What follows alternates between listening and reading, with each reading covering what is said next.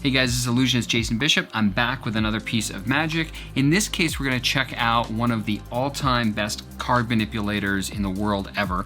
I actually competed against him in a huge magic competition in 2008 in Louisville, Kentucky. And some of the other competitors would go on to win Fism and Fool Penn and Teller and perform on Broadway or win TV Got Talent shows. Performers like Sean Farquhar and Tony Chapek and David Boyd and Darcy Oak. And this competition actually ran over 3 days and had about 40 acts, and the guy we're about to see won first place. The crazy thing is he performed the very first day of the competition, and if I'm remembering correctly, I think he was actually the very first act, which a lot of people would consider the hardest spot to be in a competition, and yet he won hands down first place against a lot of insanely talented people. So before we get started, I've been a professional illusionist since the only electric cars were on golf courses. Magic has taken me to 49 states, 6 continents, and over 40 countries. I've been on national and international TV, had 2 successful runs in New York City, and now in between shows, traveling, working on new magic, and checking out crypto prices about 50 times a day, I pull up videos like this and I give you some thoughts on them as a professional illusionist. Now, let's get right into it with some of the most hardcore 4 minutes in magic from South Korea, the one, the only, on Ha Lim.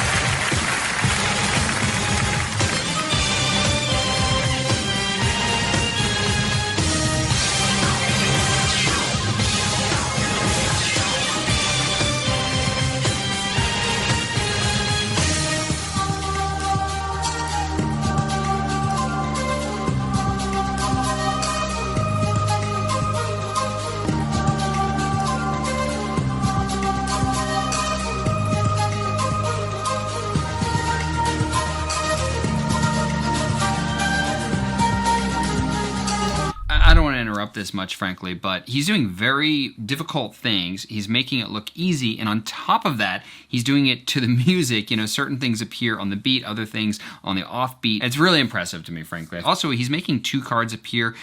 Maybe he does it in a second, actually, where he makes 2 cards appear at once. I don't know if anyone ever did that before him, and he actually teaches this in a video that he has. It's not the easiest video to get a hold of, but you can find it, but he does teach that. Let's get back to it.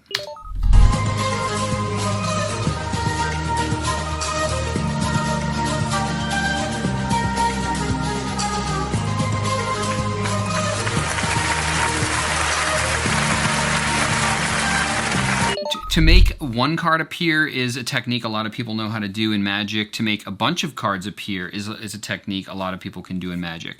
To only make a certain number of cards appear, however, 2 or 3, that's not that common, and he does it very, very well, and it's very impressive, and that's something that stands out to magicians. If you make 1 or a lot appear, you go, okay, you're doing card manipulation. If you make 2 appear consistently, that's a little bit odd and interesting, and so it's just one of the markers of how good on Ha Lim is.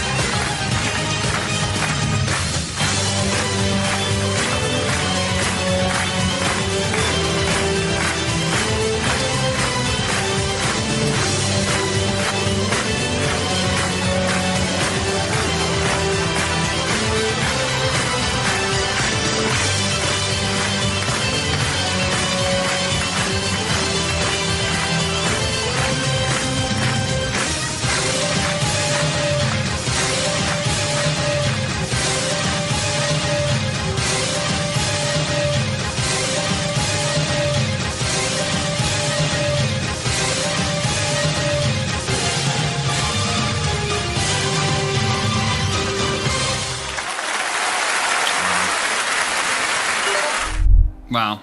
That's a great routine. It's working on a ton of different levels. Magicians can appreciate it. Lay audiences can appreciate it. Some of the things that he's doing common techniques in magic really, really well at an expert level. Then the next thing that he does is he does techniques that he's invented himself, like the multiple cards appearing, or that are less common for sure. I believe some of these he actually did invent himself. So he's doing that.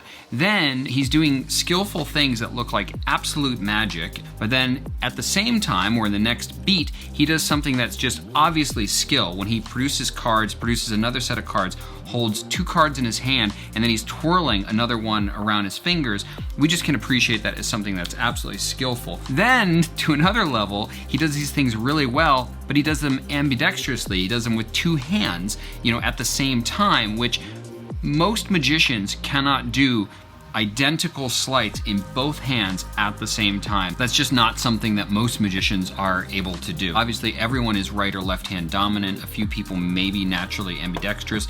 I don't know that he is naturally ambidextrous. He is a person who is very intense, practices a tremendous amount. He actually only got interested and started in magic, this is kind of hard to believe, at the age of 20, which is incredibly late for this level of skill. This is a really high level of skill. I mean, there's only a handful of people in the world, and I mean a handful, like less than 5 probably, that can do the level of what he's doing exactly like that night after night consistently in shows. And he's done it because he toured with the Illusionists. Something that I find interesting about Ha Lim is that, from what I understand, he was raised by a single mother. They didn't have a lot of money.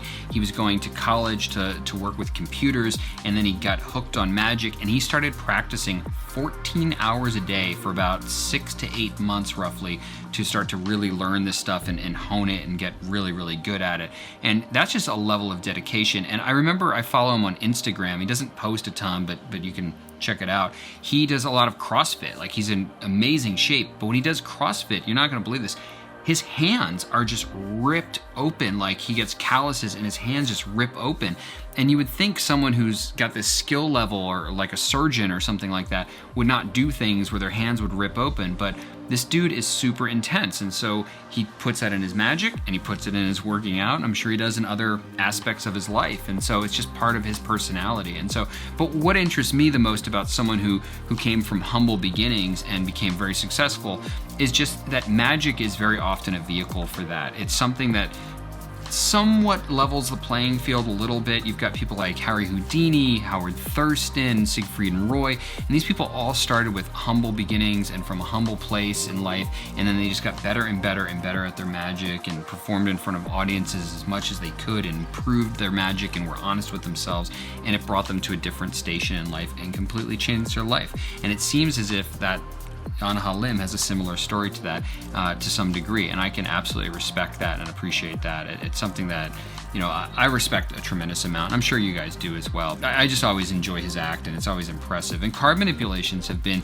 an important part of my life and my career. And if you're interested in beginning to learn it, there's a link below to Vanishing Ink and some resources on card manipulation there. This is an affiliate link, so it does help the channel if you use it, and of course, we appreciate that, no pressure. But thank you guys for watching this video. If you liked it, please destroy the like button.